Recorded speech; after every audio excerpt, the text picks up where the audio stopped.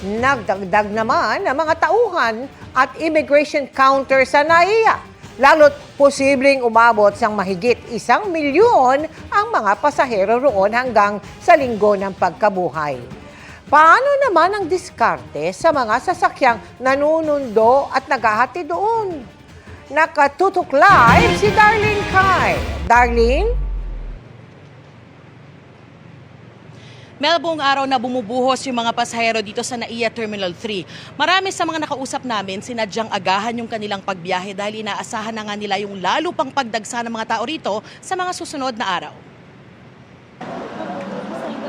Excited na si Ibet at kanyang dalawang anak dahil first time nilang magta-travel ng magkakasama. Sakto raw na sabay-sabay silang walang pasok dahil sa Holy Week, kaya mamasyal sila sa Hong Kong. Excited po para po sa aming tatlo. Banding na rin po as a mother and daughter po. Gaya ni na Ibet, weekday rin bumiyahe pala Lanao del Sur si Josephine para raw hindi na sumabay sa dagsa ng mga pasahero. Naiinitan po ako. Malamig yun sa amin doon. Kasi marami kami sa bukid yun eh. Kaya, Balik ka na. Balik ka na ako. Kasi mas masarap ang buhay doon. Hindi stress, hindi maraming tao.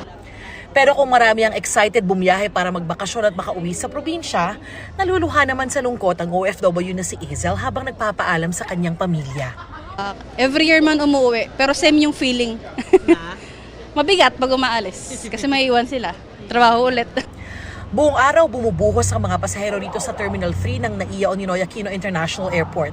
Para makontrol ang bumibigat na daloy ng trapiko, mayat-maya ang paalala na may 3-minute rule. Ibig sabihin, 3 minuto lang pwedeng manatili ang mga sasakyang maghahatid o magsusundo ng pasahero. Halos hindi rin nawawala ang pila sa entrance gates at sa check-in counters. Ayon sa operator ng NAIA na NNIC o New NAIA Infra Corporation, maaari raw umabot sa 157,000 ang bilang ng mga pasahero dito kada araw ngayong Semana Santa. Sa kabuuan, posible raw abutin ng 1.18 million ang mga pasahero sa NAIA hanggang April 20 o linggo ng pagkabuhay. Sa ngayon, medyo bumibigat yung air traffic natin. So may mga bagong carriers tayo na pumasok. Bukod sa dagdag security personnel para sa seguridad ng mga pasahero, dinagdagan na rin daw ng NNIC ang mga personnel sa check-in counters. Binuksan na rin ngayong Abril ang bagong immigration counter sa NAIA Terminal 3 na eksklusibong magagamit ng OFWs. Ito yung bagong immigration counter sa NAIA Terminal 3 na eksklusibong magagamit ng OFWs. 3,000 OFWs inaasahang seserbisyo nito kada araw. Kaya yan din yung bilang ng mababawas sa mga dumaraan sa main immigration counters.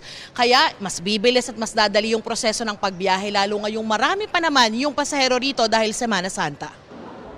Paalala pa ng NNIC, sundin ang mga paalala ng inyong airlines bago mag-check-in. Magdoble ingat din sa mga mapagsamantala gaya ng mga driver na nananaga ng pamasahe.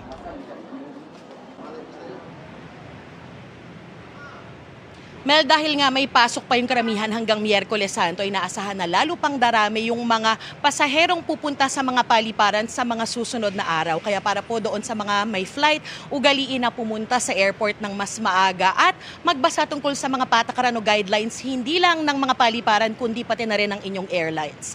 Yan ang latest mula rito sa NAIA Terminal 3. Balik sa iyo, Mel. Maraming salamat sa iyo, Darlene Kai.